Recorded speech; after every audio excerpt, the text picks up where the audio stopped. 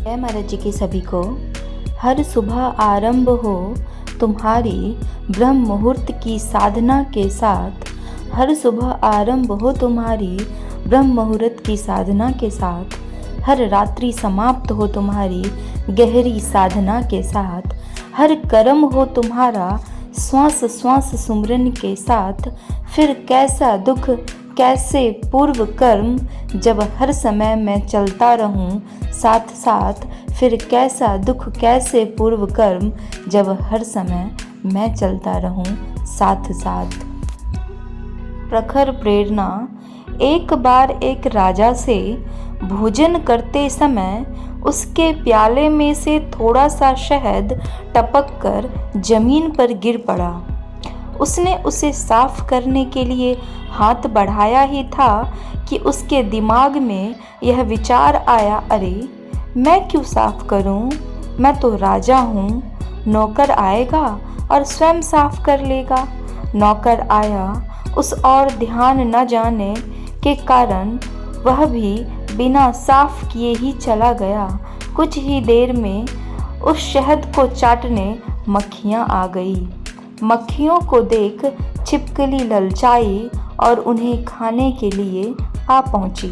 छिपकली को मारने बिल्ली पहुंची जो कि राजमहल में ही रहती थी।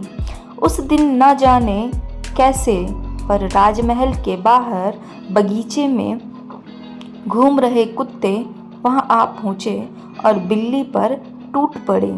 बिल्ली तो किसी तरह भाग गई पर कुत्ते आपस में लड़कर घायल हो गए।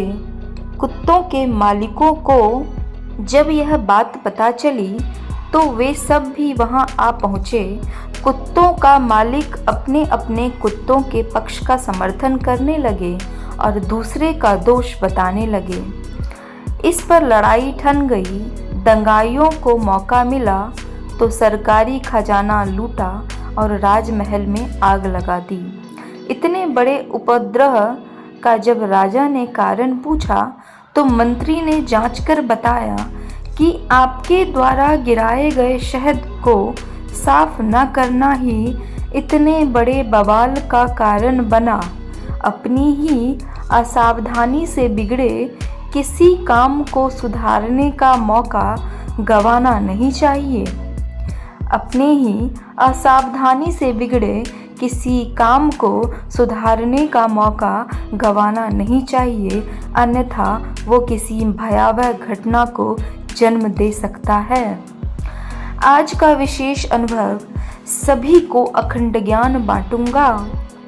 मैंने एक दिव्य स्वप्न के भीतर देखा कि हमारे स्कूल में एक नए साहब आए हैं। जैसे ही मैं स्कूल गया तो वहाँ सभी बच्चे एक ही बात कर रहे थे।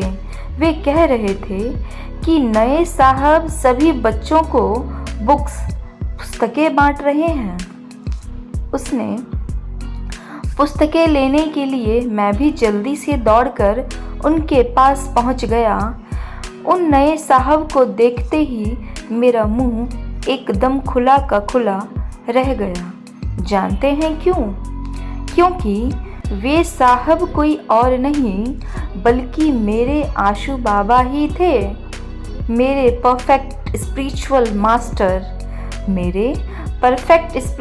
मास्टर मेरे आशु बाबा ने उस समय सफ़ेद रंग के वस्त्र पहने हुए थे। वे स्कूल के सभी बच्चों को कोई साधारण पुस्तक नहीं बल्कि दिव्य ज्योति जागृति संस्थान की मासिक पत्रिका अखंड ज्ञान बांट रहे थे। इस तरह अपने आशु बाबा को देख मुझे बहुत खुशी हुई। मैं उछलता कूदता हुआ अपने सभी टीचर्स के पास गया और बड़े गर्व से उनसे बोला, ये मेरे गुरुदेव श्री आशुतोष महाराज जी हैं। आप जिन्हें यहाँ देख रहे हैं वे मेरे आशु बाबा हैं। जो किताब वे बांट रहे हैं उसे अवश्य लीजिए। यह बहुत ही प्रेरणा देने वाली पुस्तक है। इस दृश्य को देखते ही मेरी आंखें खुल गई। मैंने उठते ही अपने आशु बाबा से प्रॉमिस किया, मैं अपने स्कूल में सभी को अखंड ज्ञान बांटूंगा। मैंने उठते ही अपने आशु बाबा से प्रॉमिस किया कि मैं अपने स्कूल में सभी को अखंड ज्ञान बांटूंगा। और ऐसी ही दिव्य अनुभूति अगर आप लोगों के जीवन में भी घटे तो अपने अनुभवों को दिव्य ज्योति जागृति संस्थान अनुभूति हेल्पलाइन नंबर पे ज़रूर दर्ज करवाना है और यह अनुभव और लोगों में भी ज़रूर शेयर करें और डेली के आने वाले अनुभवों को प्रतिदिन पढ़ें।